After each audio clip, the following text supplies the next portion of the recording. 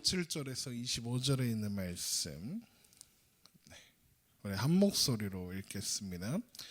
이스라엘이 다윗에게 기름을 부어 이스라엘 왕으로 삼았다 함을 블레셋 사람들이 듣고 블레셋 사람들이 다윗을 찾으러 다 올라오매 다윗이 듣고 요새로 나아가니라.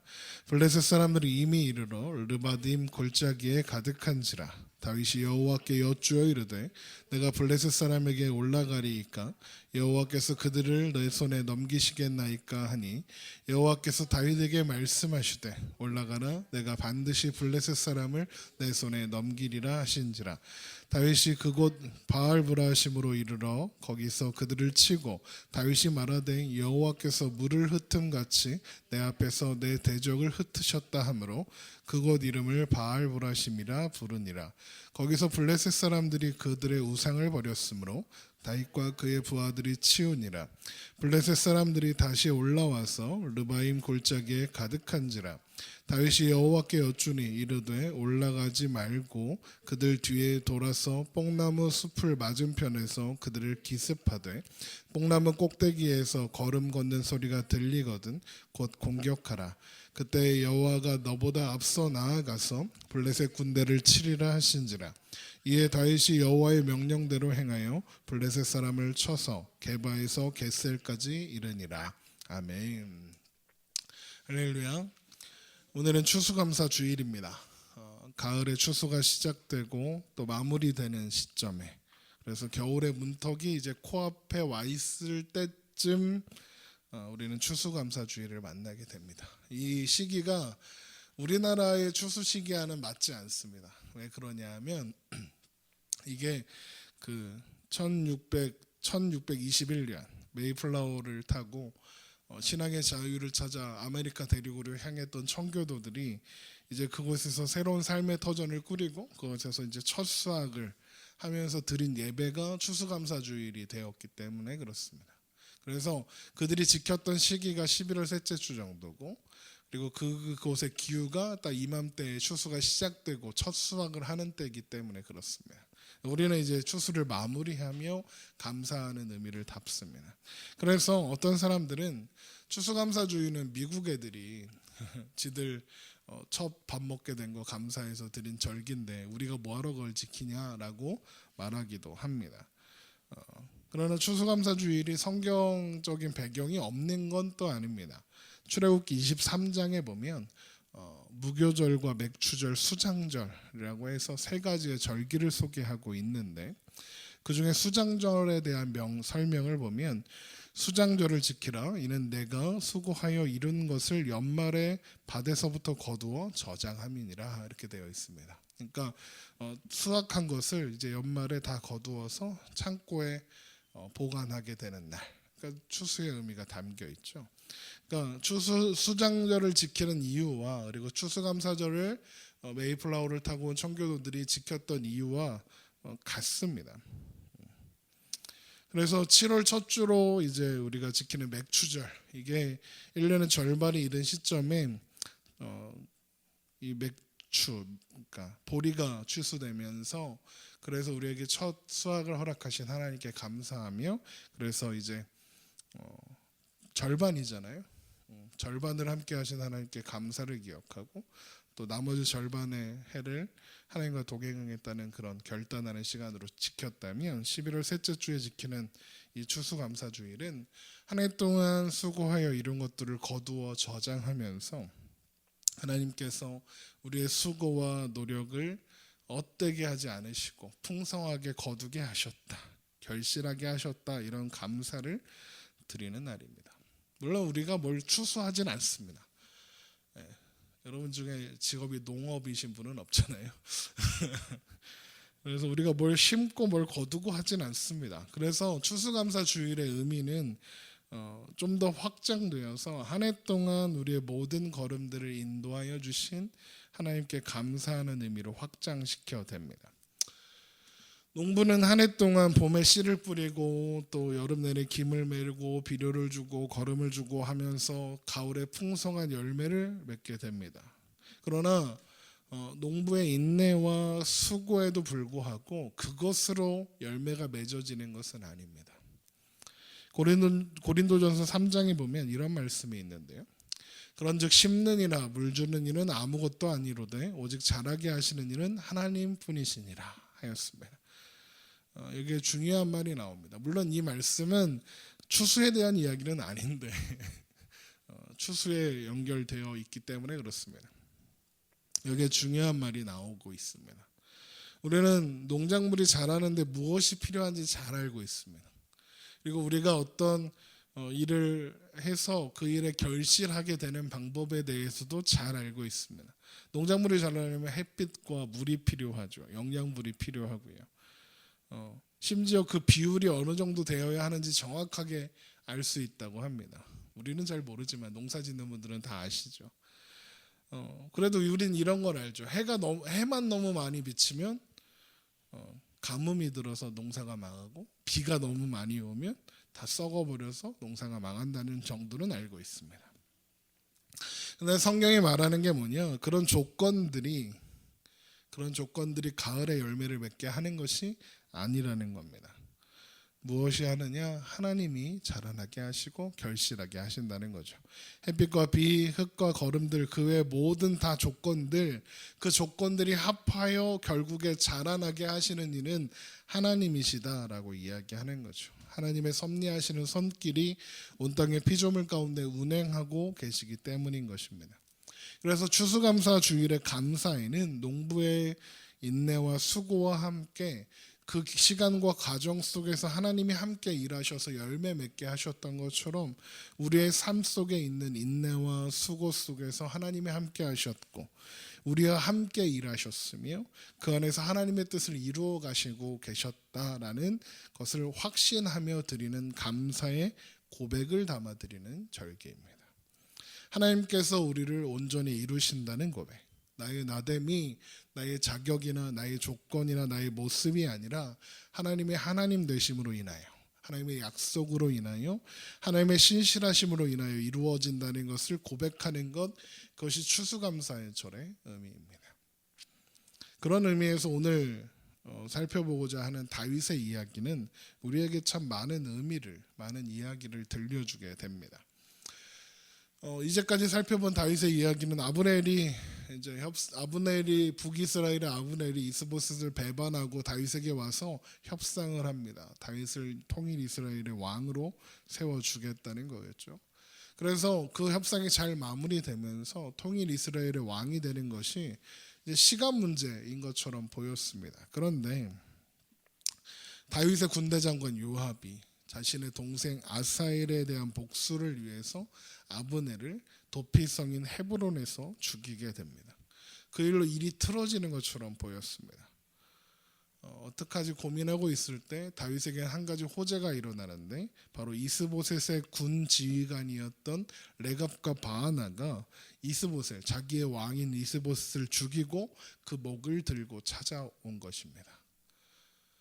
쉽게 생각하면 대적이 죽었으니 이제 이 사람들을 상 주고 이제 내가 왕하면 되겠다 이렇게 쉽게 생각할 수 있지만 그러면 안 됩니다.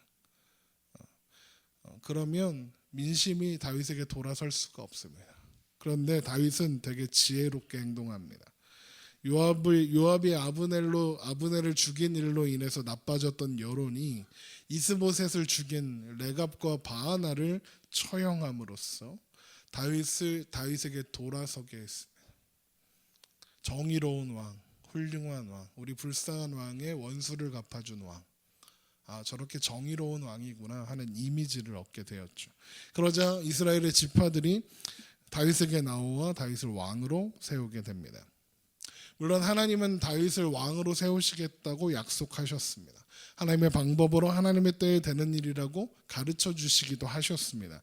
그러나 다윗은 시글락에서 베풀어 주신 하나님의 은혜, 시글락에서 살려주신 하나님의 은혜를 점차 잊어갔고 자기 힘으로, 자기 능력으로 그 일을 이루려고 했습니다. 그래서 자기 욕망이 이끄는 대로 행하기 시작했던 겁니다. 물론 다윗을 왕으로 세우겠다고 했던 이스라엘 백성들도 다르지 않습니다.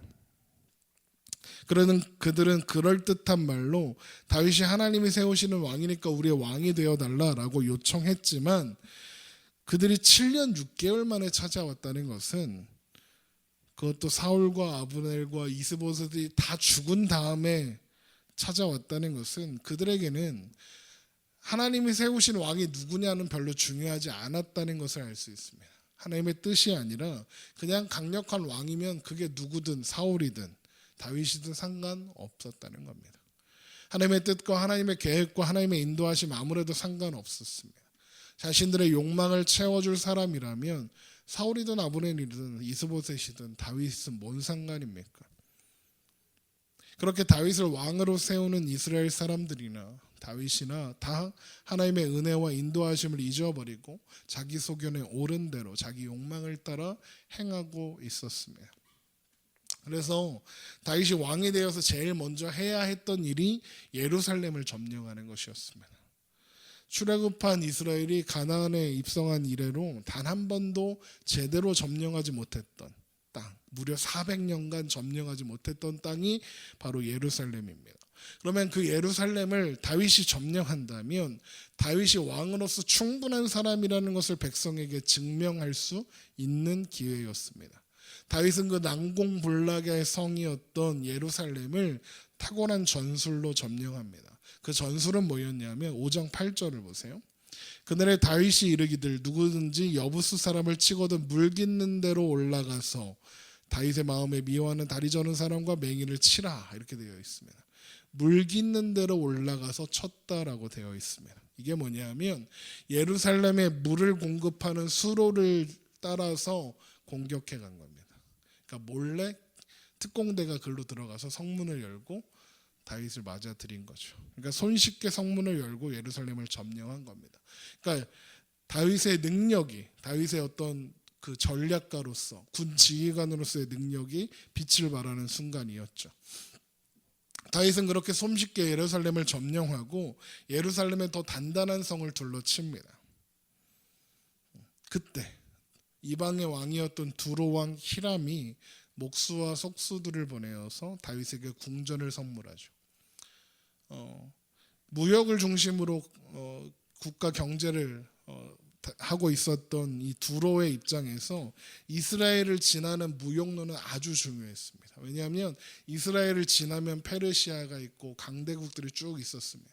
그러니까 그곳으로 가려면 이 땅은 이 이스라엘을 지나는 무역로는 아주 중요했죠. 그래서 이스라엘이 그걸 방해하지 않는 게 또 중요했습니다. 그러면 어떻게 해야겠습니까? 이스라엘에서 가장 강력한 힘을 가진 다윗을 내 편으로 만들면 되는 겁니다. 그래서 궁전을 선물하는 겁니다.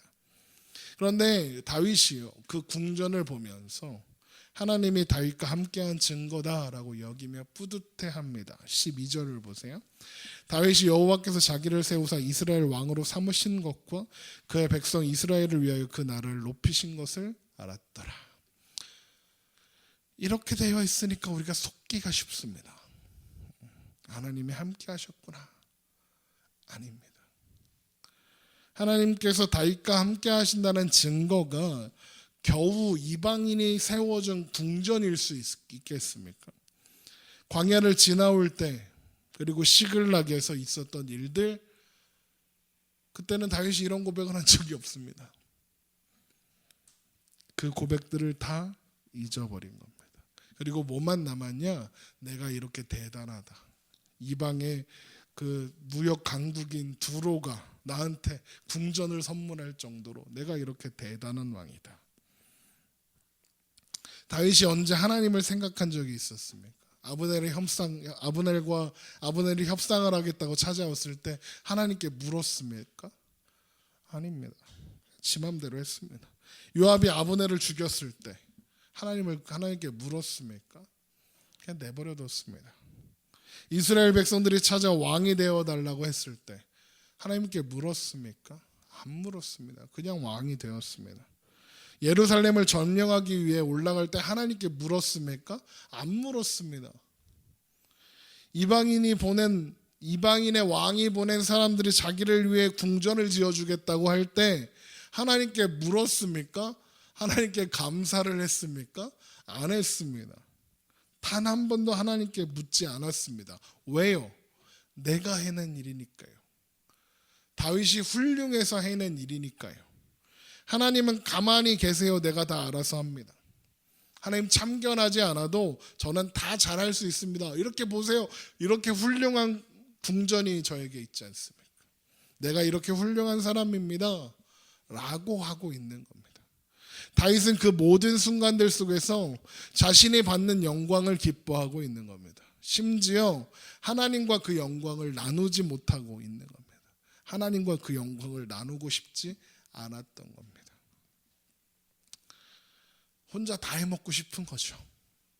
그런데 그때 다윗에게 위기가 찾아옵니다. 다윗이 이스라엘의 왕이 되었다는 소식을 들은 블레셋 사람들이 다윗을 잡겠다고 올라온 겁니다. 17절을 한번 보세요.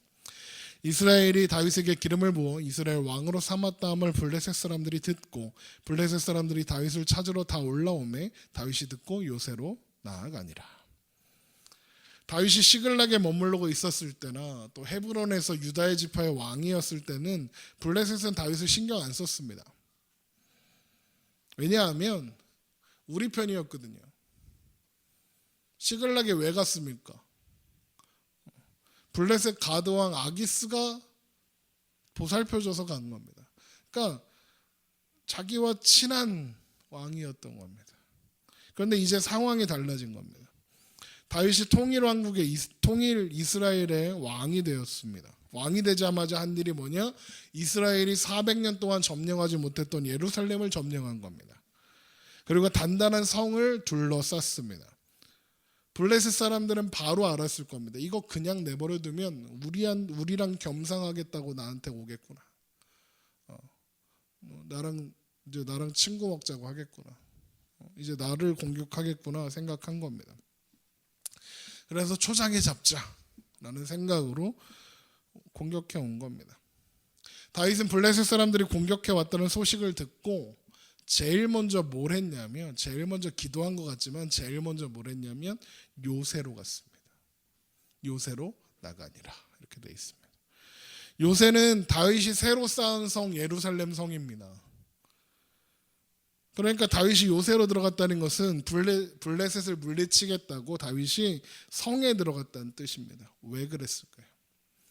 탁월한 전술과 지휘력으로 예루살렘을 점령한 다윗 아닙니까?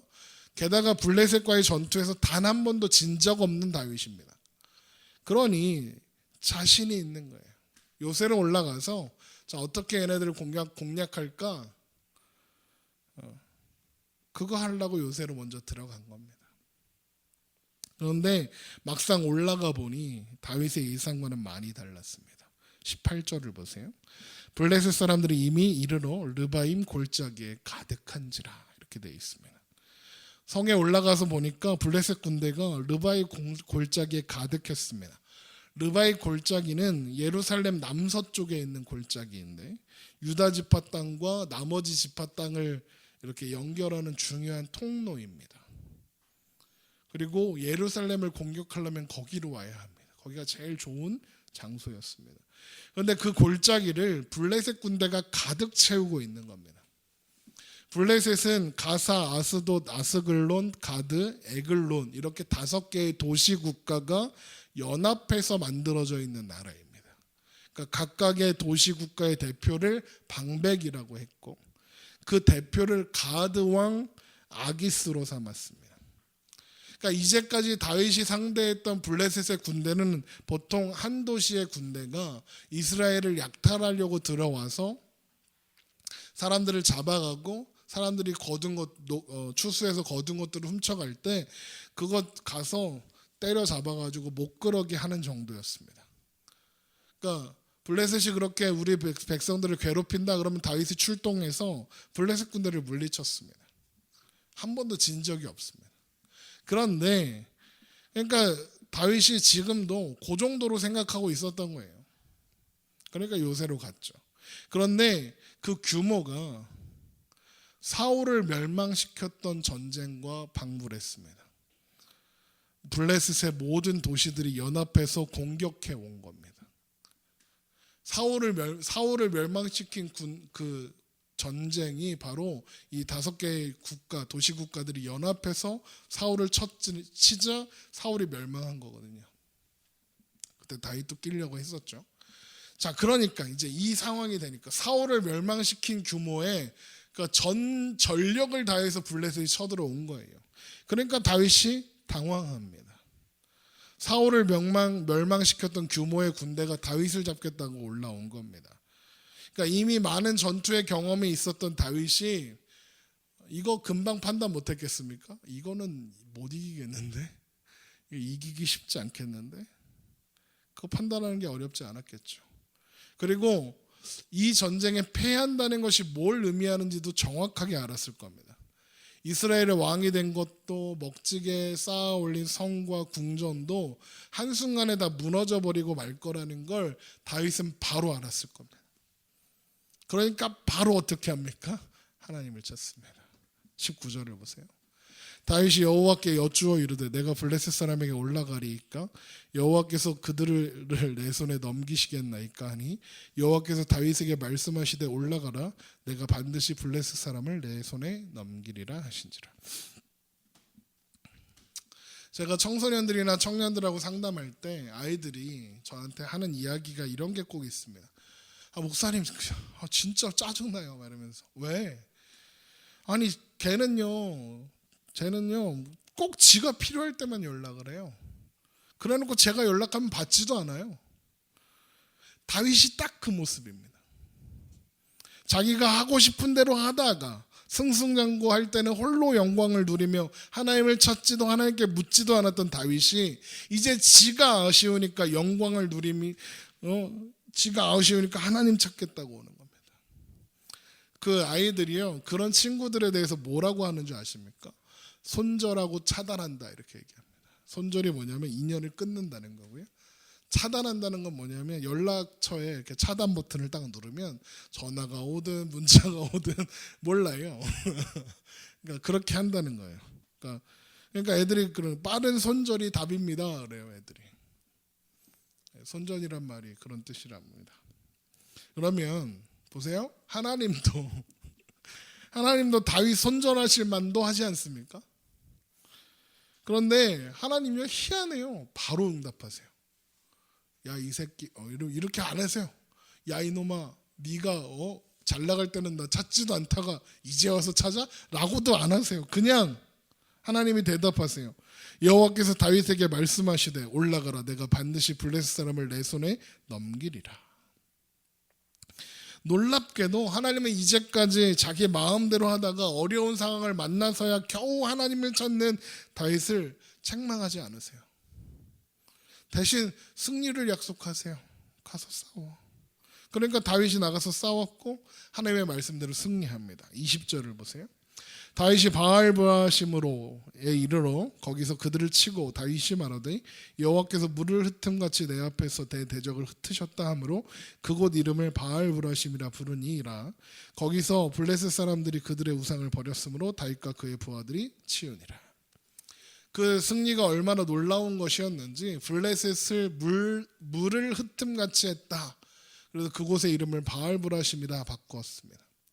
물을 흩음같이 했다 이 말은 홍수가 모든 것을 휩쓸어 버리듯이 라는 뜻입니다. 그러니까 홍수가 오면 다 이렇게 쓸려가잖아요. 블레셋 사람들이 얼마나 급했는지 전쟁에 나갈 때 자기를 보호해 주겠다고 하는 우상 그것마저 다 버리고 도망갔을 정도입니다. 그러니까 다윗이 엄청난 승리를 얻은 거죠. 사울을 멸망시켰던 그 군대가 쳐들어와서 다윗을 공격했는데 다윗이 그냥 한 방에 다 쓸어버린 겁니다. 그런데 블레셋이 가만히 있지 않았습니다. 더 많은 군대를 이끌고 다시 한번 다윗을 공격해 온 겁니다. 왜냐? 다윗이 그만큼 제거해야 하는 일이 다윗을 제거하는 것이 그만큼 블레셋에게 중요한 일이었으니까요. 그래서 22절에 블레셋 사람들이 다시 올라와서 르바임 골짜기에 가득했다 되어 있습니다. 다윗은 다시 한번 하나님께 묻습니다. 그러자 하나님은 나가서 싸워라 이기게 하겠다 정도가 아니라 야 이렇게 싸워라 라고 하십니다. 23절을 보세요. 다윗이 여호와께 여쭈니 이르시되 올라가지 말고 그들 뒤로 돌아가서 뽕나무 숲을 맞은편에서 그들을 기습하되 뽕나무 꼭대기에서 걸음 걷는 소리가 들리거든 곧 공격하라. 그때 여호와께서 너보다 앞서 나아가서 블레셋 군대를 치리라 하신지라. 하나님께서 블레셋을 공략하는 방법으로 다윗에게 알려주신 작전이 뭐냐? 매복 작전입니다. 뽕나무 숲에 매복해 있다가 발소리가 들리면 기습 공격을 해라 이렇게 되어 있습니다. 그런데 여기에 아주 중요한 표현이 하나 나옵니다. 하나님께서 그때 여호와께서 너보다 앞서 나아가서 블레셋 군대를 치리라 라고 말씀하신 거죠. 무슨 말입니까? 이 전쟁이 다윗의 능력과 힘과 지혜와 경험에 달린 것이 아니라는 것을 확인시켜 주시는 겁니다. 그리고 그게 다윗의 정체성이라고 알려주시는 겁니다. 우리 사무엘상 17장을 한번 보겠습니다. 다윗이 골리앗 앞에 서서 외친 선포입니다. 사무엘상 17장 45절.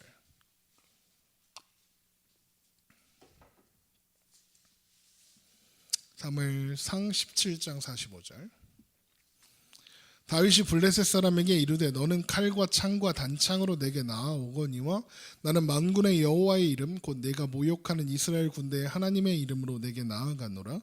오늘 여호와께서 너를 내 손에 넘기시리니 내가 너를 쳐서 내 목에 베고 블레셋 군대의 시체를 오늘 공중의 새와 땅의 들짐승에게 주어 온 땅으로 이스라엘의 하나님이 계신 줄 알게 하겠고 또 여호와의 구원하심이 칼과 창에 있지 아니함을 이 무리에게 알게 하리라. 전쟁은 여호와께 속한 것인즉 그가 너희를 우리 손에 넘기시리라. 여호와의 구원은 칼과 창에 있지 않다. 전쟁은 하나님께 속한 것이다. 이게 다윗이 승리했었던 이유입니다. 다윗이 골리앗을 어떻게 잡았습니까? 다윗이 위대했기 때문입니까? 다윗이 팔운동을 열심히 해둔 덕분에 골리앗을 향해 던진 물맷돌이 세게 나가서 그런 겁니까? 아니면 매일 이날만을 기다리며 물맷돌을 열심히 던져서 연습했기 때문일까요? 당연히 아닙니다. 애초에 그렇게 해서 이길 수 있는 상대가 아니었습니다. 골리앗은 이스라엘의 어떤 용사도 감히 나설 수 없었던 장군이었습니다. 이 모든 게 아니라면 이건 어떻습니까? 다윗이 한 위대한 신앙 고백을 들으신 하나님께서 감동하사 다윗을 도우셔서 이겼다. 어떤가요? 좀 헷갈리시나요? 아닙니다. 그것도 아닙니다. 그래서 이긴 게 아닙니다. 물론 다윗의 선포와 다윗의 신앙 고백은 옳습니다. 잘못됐다는 말이 아닙니다. 그런데 다윗이 그래서 이긴 게 아닙니다. 다윗이 이긴 건 위대한 신앙 고백을 했기 때문이 아니라 그래서 하나님이 이뻐서 도와주신 게 아니라 하나님이 하나님 되심을 드러내시려고 그냥 하신 겁니다. 하나님께서 함께 하시는 것만이 승리의 유일한 조건이심을 다윗에게 가르치시려고 그렇게 이루신 거예요. 그리고 지금 이 블레셋과의 전쟁에서 다시 한번 하나님이 다윗에게 확인시켜 주시는 거예요. 이 전쟁은 내가 하는 거예요. 네가 하는 게 아니에요. 보세요. 지금 다윗이 이쁜 짓을 했나요? 다윗이 하나님 말씀을 잘 들었나요? 아니에요. 지 맘대로 살다가 아쉬울 때 찾아왔다니까요. 근데 하나님이 이기게 하세요. 내가 너보다 앞서 나가 싸우겠다 하시잖아요. 그래서 나가서 싸웁니다. 그래서 우리 사무엘하 5장 25절로 돌아와서 보세요. 사무엘하 5장 25절 오늘 본문입니다. 이에 다윗이 여호와의 명령대로 행하여 블레셋 사람을 쳐서 게바에서 겟셀까지 이르니라. 다윗은 하나님의 약속을 듣고 그대로 갔고 블레셋 사람들을 공격했습니다. 그랬더니 게바에서 겟셀까지 이르게 되었다 이렇게 기록하고 있습니다. 게바에서 겟셀에 이르는 그 땅이 어떤 땅이냐? 사무엘상 4장에서 에베네셀에서 전쟁이 있었어요. 그 하나님의 궤를 빼앗겼던 전쟁. 그때 블레셋한테 뺏겼던 땅이었어요. 그때 궤 뺏길 때 땅도 뺏겼어요. 이스라엘 영토를 다 뺏겼는데 그게 게바에서 겟셀까지 이르는 땅이었어요. 그러니까 잃어버린 땅을 다 회복한 겁니다. 수십 년 만에 이방인에게 짓밟히고 있었던 땅이 회복되는 순간이었습니다. 누가 하셨습니까? 하나님이 이루셨습니다. 누가 이 모든 일을 이루십니까? 하나님이 이루십니다. 우리는 어려움을 만난 사람한테 뭐라고 합니까? 기도하라. 하나님이 도와주실 거다. 그 어려움을 해결해 주실 거다. 그래서 고칠 수 없는 병 앞에서, 취업의 문턱에서, 대학의 재학 진학의 문턱에서, 자녀의 문제로, 남편의 문제로, 아내의 문제로 기도합니다. 우리는 뭐 때문에 기도하냐면 문제 때문에 기도합니다. 이 문제만 잘 넘어가면 참 감사할 것 같습니다. 이 문제만 넘어가면 매일매일 감사하며 살겠다고 다짐도 합니다. 우리 하늘소리에게 후원해 주시는 부여 온누리교회 그 배우삼열 목사님하고 제가 되게 친해서 자주 만나기도 하고 자주 통화도 하고 자주 이야기도 나누는데요. 한 번은 이런 얘기를 하시더라고요. 야, 다들 개척교회 목사들이 더 열심히 기도해야 한다 그러잖아. 아닌 것 같아. 개척교회 목사들은 기도 안 해도 돼. 왜요? 어려운 일을 당한 사람, 힘든 일을 겪고 있는 사람은 굳이 기도할 필요가 없는 것 같아. 왠 줄 알아? 하나님이 이미 다 아시거든. 숨 쉴 틈 없는 거 다 아시고, 그래서 더 간절히 하나님을 찾고 있다는 것도 아시지 않겠어? 기도 안 해도 하나님 다 알아. 그런데 큰 교회 목사들은 기도해야 돼. 잘난 놈들, 성공한 놈들, 별일 없는 놈들은 기도해야 돼. 인생의 봄날이 온 것처럼 너무 행복한 놈들은 기도해야 돼.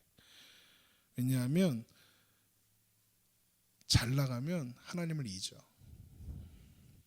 뭐든지 다 할 수 있을 것 같고 잘 나갈 것 같고 아무 문제도 없을 것 같을 때 사람이 교만해져. 자기 잘난 거 자랑하고 싶어지고, 그러면 하나님을 잊어.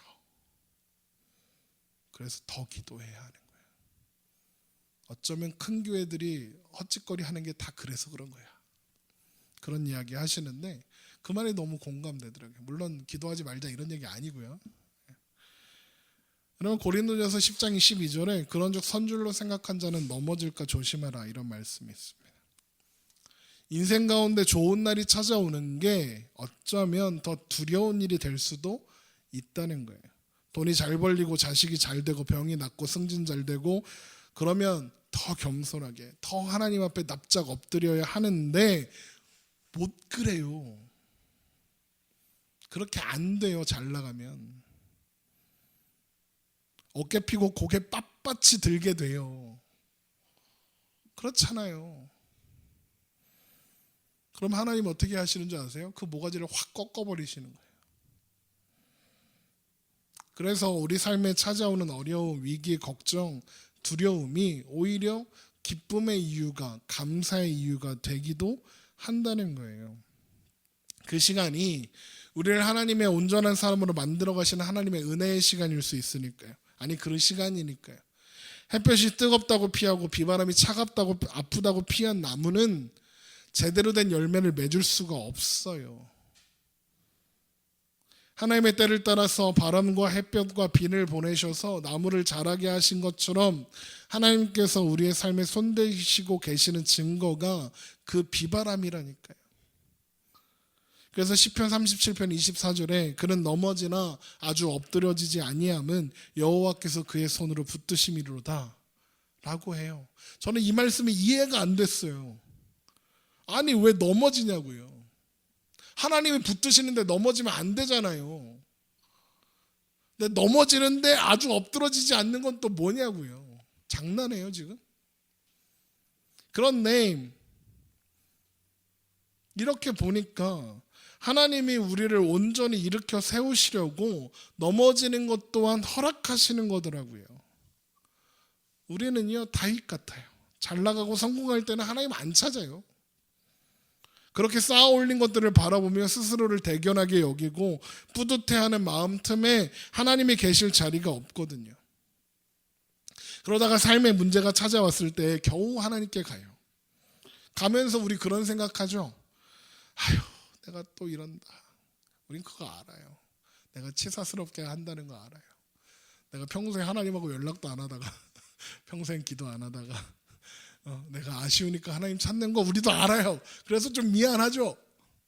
내가 무슨 신자야 이런 마음도 들죠. 평소에 연락도 한 번 없고 예배도 안 오다가 도움이 필요할 때만 연락 오는 아이들이 있어요. 그런 아이들의 첫 마디가 뭐냐면 늘 죄송해요. 그러면서 그래요. 저 정말 나쁘죠. 그래요. 연락할까 말까 정말 고민 많이 했어요. 그런데 생각나는 게 목사님밖에 없더라고요. 그러더라고요. 그 마음을, 그 연락들을 받을 때마다 저는 괘씸해요. 평소에 좀 잘하지. 그런데 그거 아세요? 거절이 안 돼요. 저랑 가까운 아이들, 제 마음을 잘 아는 친구들이 있잖아요. 걔네들이 항상 얘기해요. 손절하라고. 그런 애들은 차단하셔도 된다고. 막 그래요. 근데 거절할 수가 없어요. 왜냐하면 그 모습이 딱 제 모습이거든요. 그 모습이 하나님 앞에 선 우리의 모습이거든요. 하나님 보시기에는 내가 얼마나 괘씸해 보일까요? 그런데 하나님은 받아주시더라고요. 다윗처럼. 그러니까 그 요청이나 그 연락들을 거절할 수가 없더라고요. 그게 다윗이 잘 나갈 때는 하나님 찾지도 않다가 위기가 닥쳐서야 하나님을 찾는 나쁜 놈인데도 불구하고 하나님이 다윗을 책망하지 않고 즉각 응답하시는 이유예요. 다윗은 원래부터 그래요. 애초부터 예쁜 짓을 해서 택하신 애가 아니었어요. 골리앗 앞에서 외친 다윗의 고백이 예뻐서 골리앗을 쓰러뜨린 게 아닌 것처럼 하나님은 다윗을 통해서 이루시고자 하는 뜻과 목적이 있으셔서 다윗을 온전한 자리로 데려가시기 위해서 일하시는 분이니까, 하나님의 뜻 가운데 일하시는 분이니까요. 다윗이 자격을 갖추고 하나님 앞에 선 적은 한 번도 없어요. 우리도 마찬가지죠. 우리의 무슨 행동이 하나님께 자격이 되고 조건이 될 수 없어요. 그래서 하나님의 하나님 되심이 우리의 자격이 되어주시는 거예요. 그래서 하나님이 그 아들 예수 그리스도를 우리에게 보내셔서 이 예수가 너희의 자격이야 라고 말씀하시는 거예요. 그래서 우리로 나의 나됨을 자랑할 수 없다 하시는 거예요. 제가 서두에 추수감사절에 담긴 의미가 뭐라고 했는지 기억하시죠? 추수감사주일의 감사에는 농부의 인내와 수고와 함께 그 시간과 과정 속에서 하나님이 함께 일하셔서 열매 맺게 하신 것처럼 우리 삶의 인내와 수고 속에서 하나님 함께 하시고 우리와 함께 일하시면 그 안에서 하나님의 뜻을 이루어 가고 계신다는 것을 확신하며 고백하는 것, 그게 감사절의 의미라고 했잖아요. 하나님께서 우리를 온전히 이루신다는 고백, 나의 나됨이 나의 자격이나 조건이나 모습이 아니라 하나님의 하나님 되심, 하나님의 약속, 하나님의 신실하심을 통해서 이루어져 간다는 것, 그게 추수감사의 의미라고요. 그게 다윗이 못 낳는데도, 다윗이 애들 말로 손절해야 하는 애인데도 불구하고 하나님께서 즉각 다윗에게 응답하시는 하나님의 이유이고, 우리의 못남에도 불구하고 우리에게 응답하시는 하나님의 이유인 거예요. 우리는 원래 못나요. 우리가 하나님을 위해서 뭘 열심히 하겠다고 하는 시도들은 다 하나님께 예쁘게 보일 수가 없어요. 하나님의 하나님 되심이, 하나님께서 우리의 자격이 되게 하시겠다고 보내신 예수 그리스도, 그 이름이 우리의 자격이고 우리의 조건이에요. 그걸 우리가 어떻게 채워요? 그럼 우리는 그 은혜를 기억해야 해요. 우리는 그 사랑을 기억하는 거예요. 그 은혜를 기억하고 그 사랑 안에 머물며 감사로 하나님 앞에 서는 거예요. 하나님, 나 이렇게 자격 없는데도 괜찮아요? 나 이렇게 나쁜 애인데 괜찮아요? 기도할까 말까 정말 고민했는데 하나님밖에는 의지할 게 없었어요. 그렇게 하나님 앞에 서는 거예요. 다윗처럼, 다윗 아무리 봐도 싸가지 없잖아요. 다윗 아무리 봐도 이쁜 짓 한 게 하나도 없잖아요. 지 아쉬울 때만 하나님 찾잖아요. 근데 하나님이 다윗한테 응답하시네요. 바로 그런 하나님이세요. 우리를 향한 뜻을 온전히 이루시려고 우리를 그렇게 다루시는 하나님이세요. 다윗과 함께 하신 하나님께서 우리와 함께 하고 계시는 거예요. 하나님이 다윗한테 나중에 뭐라고 하시는 줄 아세요? 이 세상의 모든 사람들 중에 가장 내 마음에 합한 자라 합니다. 뭔 말이에요 그게? 다윗이 무슨 하나님 마음에 합당한 짓을 했어요? 하나도 안 했어요. 근데 왜 하나님은 다윗을 하나님 마음에 합하다고 하시느냐? 하나님이 그렇게 만들어 놓으실 거니까 그렇게 말씀하시는 거예요. 예수님께서 베드로 시몬을 이제 너가 너를 베드로 반석이라고 부를게 라고 말씀하신 데에는 베드로가 반석이란 뜻이 아니었어요. 베드로는요 그 이후에도 바보짓을 엄청 많이 하잖아요. 예수님 십자가 지시겠다고 하는 거 그거 가로막았다가 사탄의 자식도 되는 애가 베드로예요. 예수님이 물 위로 걸어오실 때 물 위로 뛰어들겠다고 한 게 베드로예요. 그랬다가 믿음 없어가고 물속에 빠지는 게 베드로였다고요. 무슨 반석이에요. 근데 하나님께서 예수님께서 베드로에게 너는 베드로야 라고 말씀하시는 거예요. 그게 무슨 뜻이겠습니까? 내가 너를 베드로 만들어줄게. 내가 너를 반석 되게 할 거야. 실제로 성령이 그에게 임하고 그래 예루살렘 교회 초대교회 지도자로서 복음을 전하다가 순교하는 자리까지 가는, 그래서 우리 삶에 우리 신앙에 많은 귀감을 남기는 사도가 되었잖아요. 하나님이 되게 하셨으니까. 여러분의 삶이 어느 위치에 어떤 모습으로 어떻게 살고 있다 할지라도 여러분의 인생을 만드시고 또 여러분을 완성하실 하나님을, 그래서 우리는 오늘도 바라보는 거예요. 하나님 앞에 자격 갖추려고 몸부림치는 게 아니라 하나님의 하나님 되심을 바라보며 그 은혜를 잊지 않고 그 사랑을 잊지 않고 그 사랑 안에 날마다 머물며 하나님 앞에 서는 것, 그것이 우리가 할 수 있는 전부인 거예요. 오늘도 우리 그 사랑 붙잡고 살겠노라 고백하며 하나님 앞에 오늘도 그렇게 자격 없는 모습으로